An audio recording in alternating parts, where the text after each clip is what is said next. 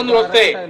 ఎందుకంటే వీరభద్ర స్వామి ఊరికనే రాలా, వాడు సాక్షాత్తు సతీదేవి నాయన శివుని తిడితే ఆమె తన ఆత్మాహుతి చేసుకుంటే వీరభద్రుడు వచ్చాడు, దక్షుడు తలకాయ తీసి యజ్ఞగుండంలో పడేశాడు. మరలా అది కావాలంటే చూసుకోండి, రాజకీయ పక్షాలైనా లేకపోతే అధికారులైనా సరే ఏ న్యాయం కావాలో చూసుకోండి. అటువంటి స్థితి తీసుకురాకండి దయచేసి. మీరు ఆలోచించాలా. శ్రీరామనవమి యాత్ర మీద రాళ్లు పడతాయి, వినాయక చవితి మీద రాళ్లు పడతాయి.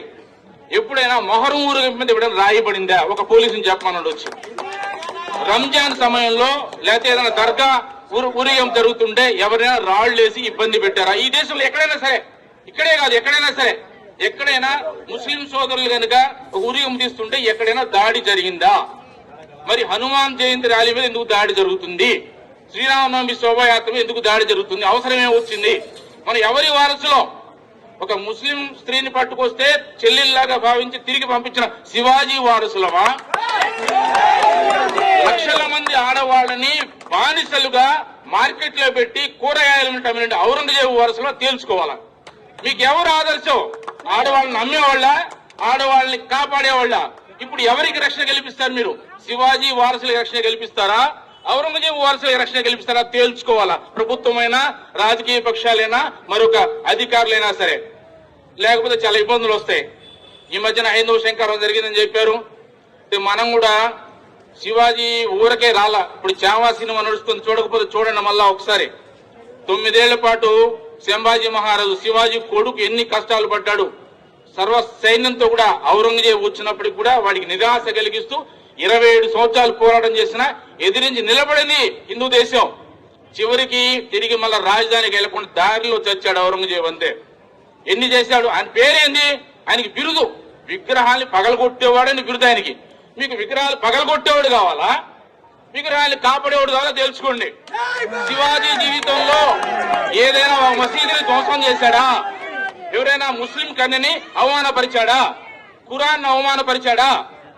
ఆ రాజు వారసులం మేము ఇక్కడ. ఔరంగజేబు చేసిందేంటి? కాశీ, మధుర అన్ని దేవాలయాలు పగలగొట్టించాడు. 40,000 దేవాలయాలు పగలగొట్టించాడు. వాడి వెనకాల నిలబడతారా? దొంగ వెనకాల నిలబడతారా? ఇది న్యాయమేనా? ప్రభుత్వానికైనా ప్రజలకైనా? కొద్దిమందికి నాయకత్వం కావాలి. ముస్లింలలో గుర్తొచ్చింది, మా తాత కూడా బ్రాహ్మణుడు అంటాడు ఫరూక్ అబ్దుల్లా. అది ఇక్కడ హిందూ సోదరులే, వాళ్ళందరూ కూడా ముస్లింలందరూ కూడా ఒకప్పుడు మతం మార్చబడిన వాళ్లే. వాళ్ళ మాయాజాలం పడి పదవీ కాంక్షతో ఉద్రేకాలు రెచ్చగొట్టి ఊరేగుల రాళ్లేయించి నాయకులుగా ఎదగాలంటే ముస్లిం యొక్క ఉగ్రవాద నాయకత్వాన్ని తిరస్కరించాలా ముస్లిం సోదరులు? లేకపోతే నష్టపోతారు రాబోయే రోజుల్లో. అది గుర్తించాలా. ప్రభుత్వం కూడా గుర్తించి ఇటువంటి న్యాయపరమైన హక్కులు ఎక్కడుంది? రోడ్డు మీద పోకూడదన్నదా? పోయినసారి చూసాం, హనుమంత్ జయంతి యాత్ర జరుగుతుంటే ఆర్టీసీ బస్ స్టాండ్ దగ్గర పోలీసులు బ్యారికేడ్స్ పెట్టి మీ దాన్ని పోవద్దు, ఆ పక్కన పోండి అన్నారు. సిగ్గుచేటు కదా. మీరెందుకు ఉంది? తుపాకీ దేనికి? లాఠీ ఎందుకు ఉండేది? రోడ్డు మీద, పబ్లిక్ రోడ్డు మీద పోరా అంటే ఎవడైనా రౌడీ చేసి వాడి పక్కన నిలబడి వాడి దూరంగా ఉండరా, నువ్వు ఇంట్లో కూర్చోమని మాకు చెప్తారా? అందుక మీరు ఉండేదే. రౌడీ చేసేవాడు పక్కలో వేస్తారా? తేల్చుకోవాలా. ఏది లా అండ్ ఆర్డర్ అంటే ఏమిటి అసలు? ధర్మం ప్రకారం అనుమతి తీసుకుని పోయేవాడికి రక్షణ కల్పిస్తారా? అధర్మంగా శాంతియుతంగా పోయేవాడు రాళ్లేసేవాడికి రక్షణ కల్పిస్తారా? తేల్చుకోవాలి యంత్రాంగం. సాక్షాత్ మనం గౌరవమైనటువంటి జిల్లా మేజిస్ట్రేట్ వారి కార్యాలయం దగ్గర నిలబడి ఉన్నాం. మనం న్యాయాలయాలు వాళ్ళకి తెలుసు ఏది మంచి ఏది చెడ్డో. ప్రభుత్వానికి, మంత్రి గారికి, ముఖ్యమంత్రి గారికి, ఉప ముఖ్యమంత్రి గారికి కూడా ఈ విషయాన్ని తీసుకెళ్లి ఈ రాష్ట్రంలో హిందువులు 2వ శ్రేణి పౌరులు కాదు, వాళ్ళకి సమాన హక్కులు ఉన్నాయి. ఏ దేశంలో అయితే ఆ దేశ వాసులకి హక్కులు ఉంటాయి.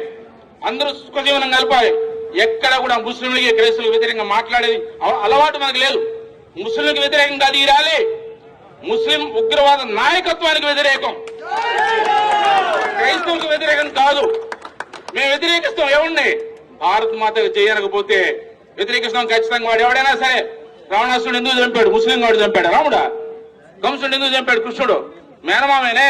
తప్పుదారులు వెళ్తుండే వేస్తారు అంతే. ఇక్కడ కూడా అంతే. కాబట్టి దేశాన్ని ప్రేమిస్తే ఇక్కడ ఉండండి. యూరోప్ లో నడుస్తుంది ఏంటో తెలుసా?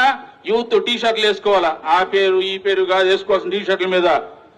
మీరు ఉండే దేశాన్ని ప్రేమించండి. ఏంటి? మీరుండే దేశాన్ని ప్రేమించండి. లేదా మీకు లవ్ పాకిస్తాన్ మీదో, అమెరికా మీదో, చైనా మీద ఉంటే అక్కడికి వెళ్ళి బతకండి. మీకు ఎక్కడ మీరు ప్రేమించే దేశానికి వెళ్ళినా బతకండి. లేదు ఇక్కడ బతుకుతున్న దేశాన్ని ప్రేమించండి. యంత్రాంగం కూడా అదే ఆలోచించాలా. మేము వందే మాత్రం పాడడం, జనగణమన ఇస్తే నిలబడడం, భారత మాతకు జయను, జెండా ఎగరేస్తే